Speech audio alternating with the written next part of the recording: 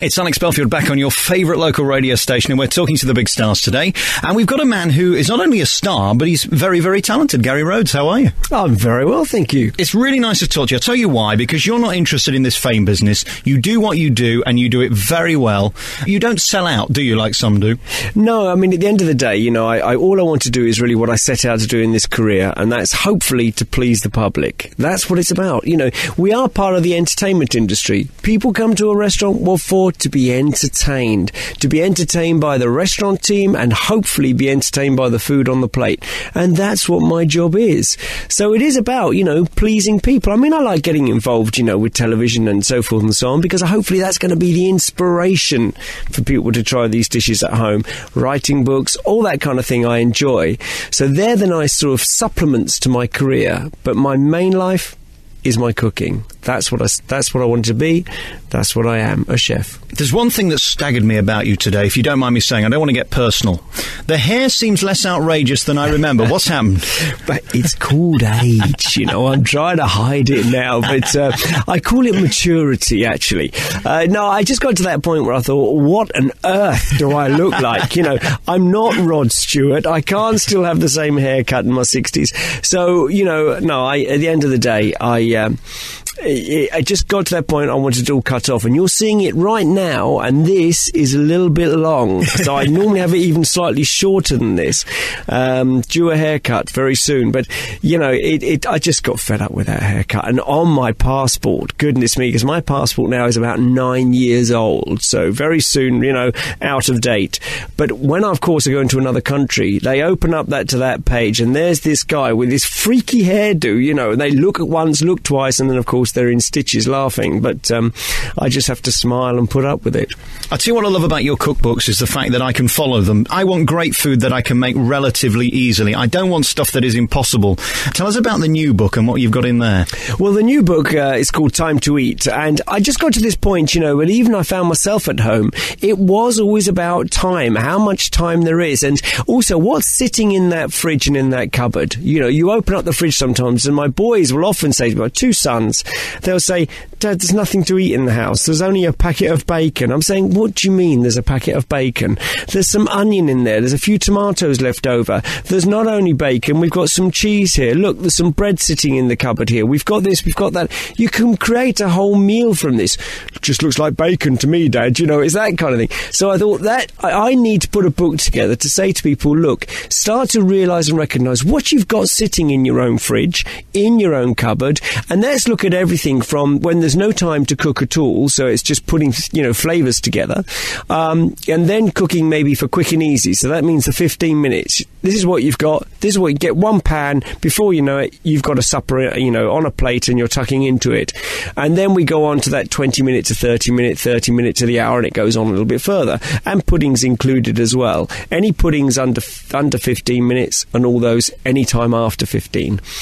And, you know, the people who've actually had a good sort of glance at it, and that I've managed to present one or two copies to at the moment, they're absolutely thrilled with it, because they're saying, this is just what I needed, you know, when I know I'm stuck for time, you know, and I make it quite clear to everybody, these recipes are guidelines. Don't be too over strict with the ingredients, because if you've got something you think, well, I haven't got any bacon for that recipe, but I know what I have got. I've got some ham. I've got a few slices of ham left, or I've got, you know, think, you know, use what you've got. And so I'm hoping it'll find great success like that, because it's the easy excuse in the world to phone up and order another pizza to be delivered.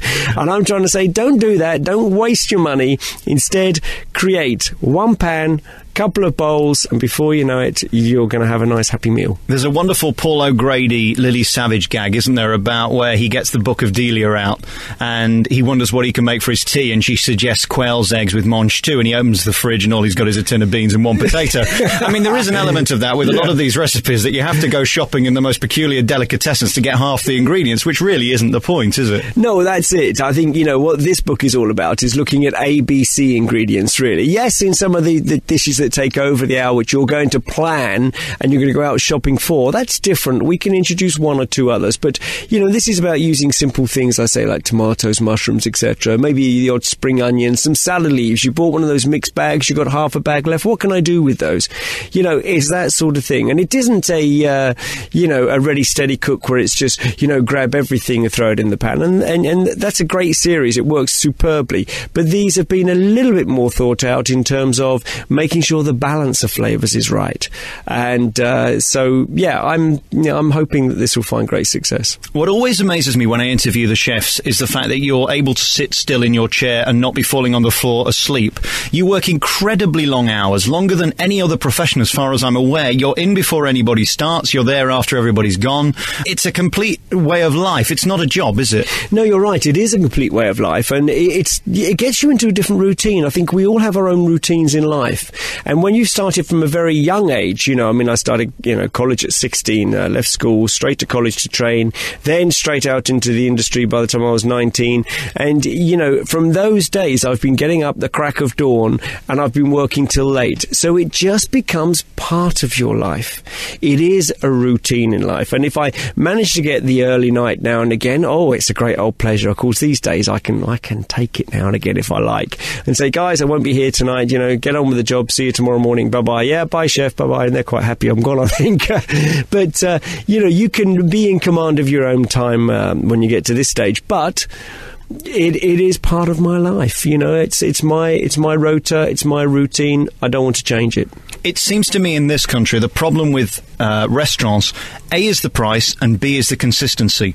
What is your take on British food at the moment? Are we in a good place? Are we in a bad place? No, really, I think we have some of the best restaurants in the world in this country, and they are spreading, much further than just London, all over the country. I think there's great Michelin-starred restaurants and others, and there's also some great bistros. But I think one of the big things that's happening at the moment is the gastropub.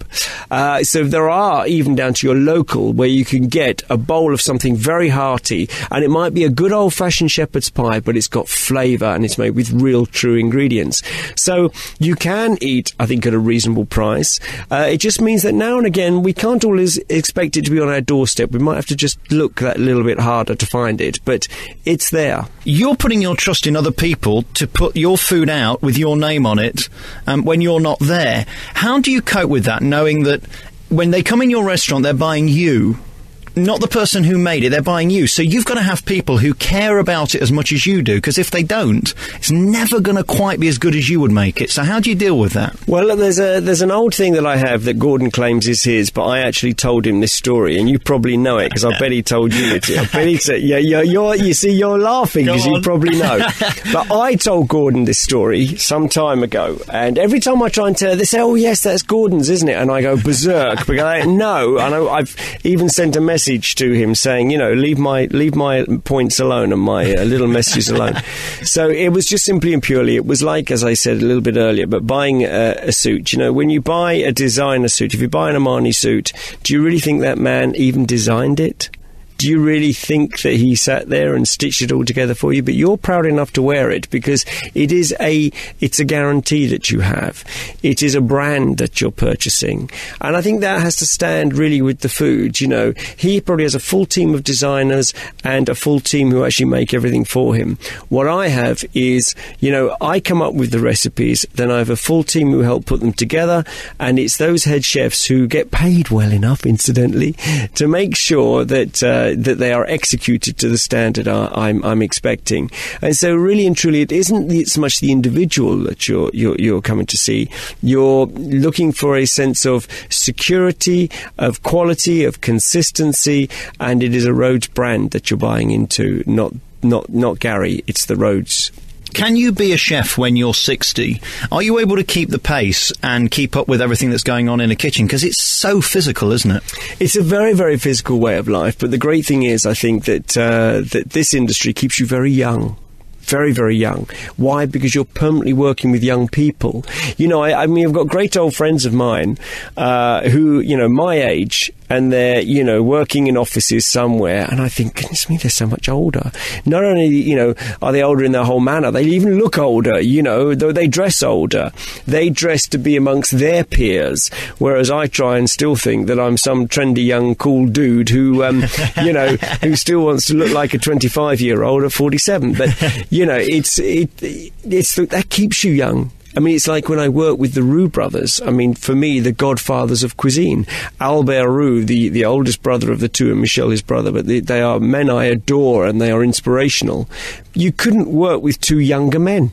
You know, in the times that I've been, you know, in functions with them, what have you, I mean, they are so lively and I find that really, really inspirational, and I take a lot from it, and it just goes to show that really this industry does keep you young in mind. Very finally, have you made it now? Have you achieved the dream? You've got the branded restaurants, you've got the hugely successful books, you've got the hugely successful TV shows. You've really done it. All you've got to keep doing now is making sure that you keep that name as pure as it is at the moment. Well, you know, it's do you ever achieve really what you're hoping to achieve? If I could achieve one more thing in life, it's quite simple, and that is I am hoping that when I'm gone, if the name Gary Rhodes is mentioned, I would like to think that they'll say, yeah, that guy made an impact on this industry. He offered something and provided a service to this industry, which will be very rare. Whether that ever happens, who knows? But that, for me, would mean if I can look down, you know, when I'm up there eventually, or maybe down below, who knows? But hopefully if I'm up there looking down, and I'll realise that I did make some form of impression and added something to the catering industry. What about moving to Vegas? I was there only a few months ago, and I walked past the Mandalay Bay and I thought, there you go, Rhodes to Mandalay. You could have your own restaurant there. How perfect would that be? Do you know what? I think I'm in love with you already. We've only just met. You know, that sounds fantastic. And if you've got shares in it, I'll be there. I've never been to Vegas. I keep being told it's the place you've got to go, and you've got to have a restaurant. So Vegas, here I come. Rhodes to Vegas. You wait and see. The book is in the stores now. It's beautifully illustrated and brilliantly written. Thank you very much for coming on the programme, Gary Rhodes. Thank you so much. It's been great to be here.